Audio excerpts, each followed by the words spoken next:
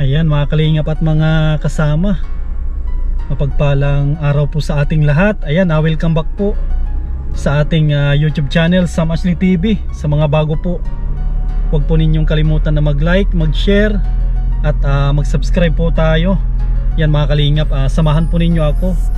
Babalikan po natin si Jonas. Siya po yung bata na nakilala po natin dito sa may parting Labo.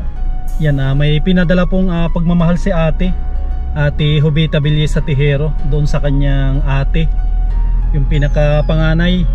Andyan mga kalingap, pahabol po ito gamit sa school kasi alam ko na talagang kailangan po nila ito. Sobrang hirap kasi yung kanilang buhay, wala po silang inaasahan na talagang pagkukunan ng magandang hanap buhay mga kalingap. Kaya ito, buti na lang may mga mababait po tayong mga sponsors, nagpapaabot po sila ng pagmamahal sa ating mga kababayan. Tara mga kalingap, ibigay na po natin ito para magamit po nung bata.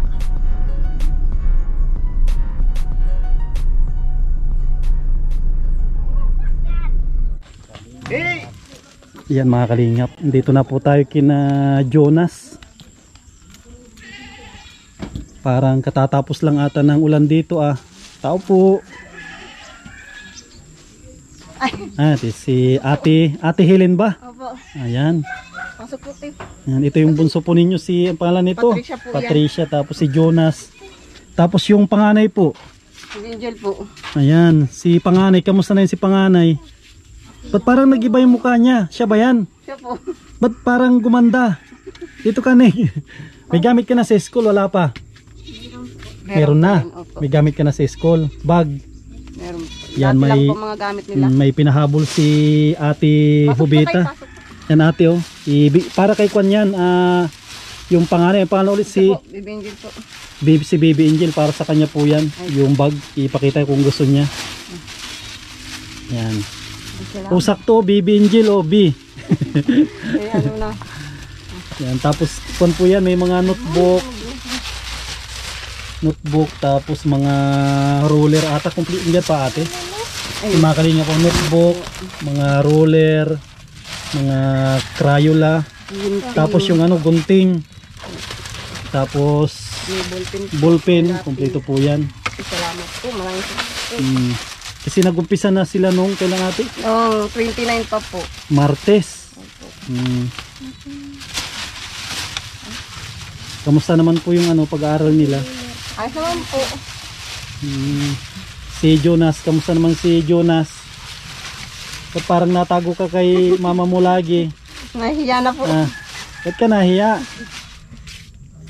Nahiya ka kay Kuya Sam? Kamusta naman yung pag-aaral ni Jonas? Okay lang po. Okay lang. Si ate? Okay rin po. Okay lang. Anong grade ka na ulit? Grade 5 po. Grade 5. Susunod na. Grade 6 na po yan.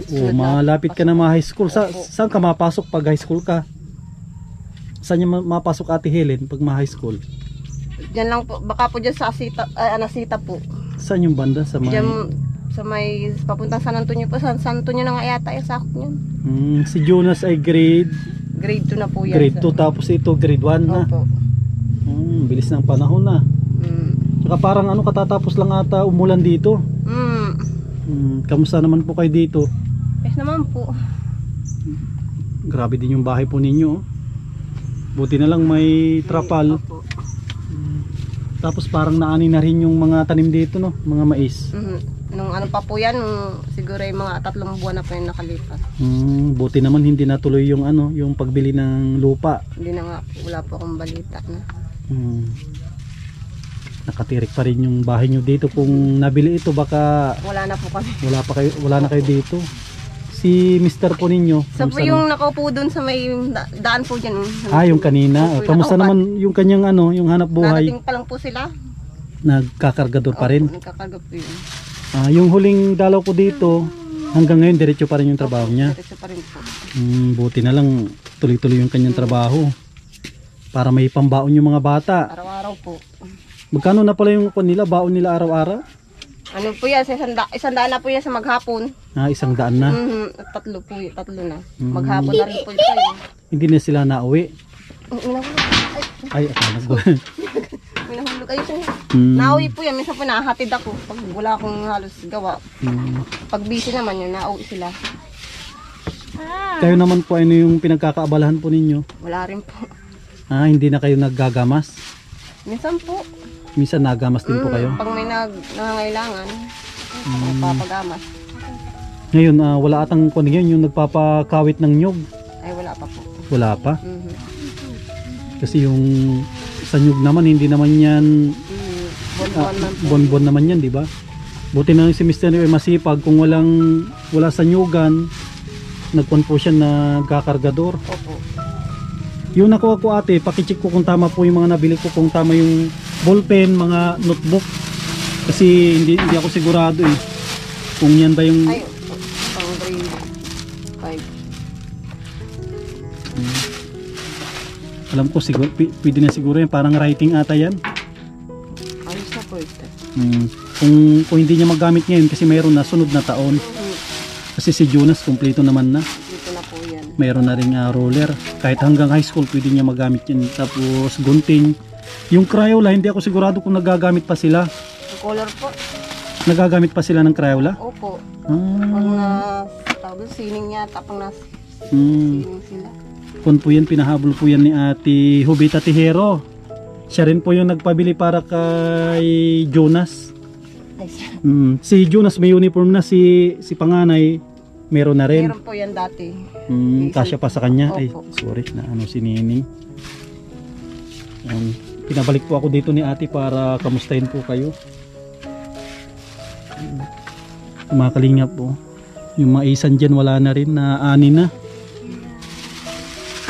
Yan. Tapos kung pala ate, may pinabibigay si ate yung kwan po nila para sa baon po nila.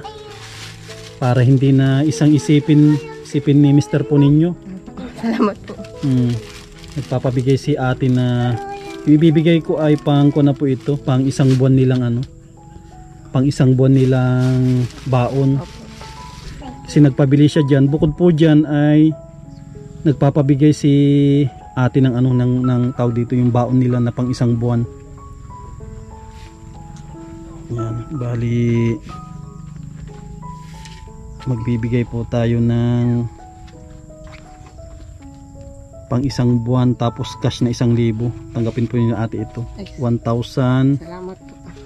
2,000, yan 2,500. Yan, pinabibigay po yan ni Ate Hubita Tihero. Maraming salamat po kay Ma'am Hubeta. Siya po yung nagpabigay nung nakaraan, no? Sa'yo po, maraming salamat po. Di ba may dala ba akong bigas nung nakaraan? Meron po. Oo, bigas tsaka yung gamit ni Opo. Jonas. Sigurado malaking tulong po sa inyo yung pangbuwanan po nilang baon. Malaking tulong na talaga po ito. Makakatipid po kami. Pwede nyong tipidin yung Opo. sobra, pambili-bili ng kung ano yung pwede, kasi may bigas na rin. May bigas na rin po kayo. Si Bunso, mayroon na rin gamit po yan, no? Kompleto na. Meron po. Tsaka ang mahalaga ay yung pag-aaral nila. Kahit medyo mahirap yung buhay, Kaya nga po. pero nag-aaral pa rin sila. Gulat nga ako kay parang pumuti. Parang pumuti ba siya o ano? Lagi po nasa loob ng school. Kaya pala. Birang lumabas. Kaya pala sabi ko, ba't parang nag-iba yung kanyang muka? Kung siya pumuti. Pumuti si panganay. Pag umuulan ate, kamusta naman dito sa inyo? Ayos naman po, di man po natulot, may tawag yan, may Ay, trapalo. na. Lakas ng ulan kanina Kaya dito doon lang po kami naluto sa kabila. Dito hindi na kayo Hindi na po. makapagluto. Ano na po, sira na po ang kusihan namin. Dapat mapanday si Agum nyo kahit malit lang na na lutuan nyo siguro dito malapit. Kahit dito. Kaya doon kami nakikiluto sa aking biyanan. Minsanan na. Opo. Importante nakakaluto. Hinabol ko na 5:30 na mga kalingap po. Hinabol ko lang. Okay, yan. Magko na lang po sila maghiraman kung sino yung wala. Ganyan po yan. Maghiraman na lang po sila ng gamit. Yan, basta wag po kayo mag-alala ate pag may mga dumating na tulong, dadalhin ko dito. Opo, maraming salamat po ulit. Kung wala mang dumating, ako na lang yung mabigay din dito. Kumbaga ko na lang po kami kung sino yung kumbaga may nakakaluwag-luwag, siya po yung magbibigay. Basta ako lang ate. Tuloy-tuloy lang ang buhay. Importante yung ano, yung mga bata ay hindi nagkakasakit. Yan ang importante. Kaya nga po. Paano yan ate? Mauwi na rin ako. Sige po, maraming salamat po uli kay at Ma'am Hubeta. Sa lahat po sa lahat po nagbibigay ng tulong, maraming salamat po. Opo, hinabol ko lang talaga kasi marami akong pinupunta na araw-araw. Kahit medyo magdidilim na ay sige pa rin. Sige po ate, salamat po. Maraming salamat po uli. Basta ingat po kayo dito lagi. Ingat din po kayo kuya. Tulad ng sabi ko, kung darating yung araw na paalisin kayo dito ay matulong naman kami. Opo. Kung saan ititirik yung bahay po ninyo. Ito yung kanila lugar mga kalingap po. Ni Ate Helen. Ayan, maraming salamat po kay Ate Hubeta Tihero sa binigay po niyang pagmamahal sa pamilya ni Ate Helen. Yan, nagbigay po siya ng budget para pambaon ng mga bata at nagbigay din po siya ng gamit sa school. Pinahabol po yan ni ate kasi nakita niya na yung mga bata ay talagang wala po silang gamit. Yan, medyo atrasado na po tayo kaya nakabili na po sila. Yan, maraming salamat po Ate Hubeta Tihero sa pagmamahal po ninyo at nagpapasalamat din po ako sa mga patuloy na nagsusuporta, nagmamahal at nagtitiwala po sa inyong lingkod sa Mashley TV. Sana wag po kayong magsawa na tumulong sa ating mga kababayan.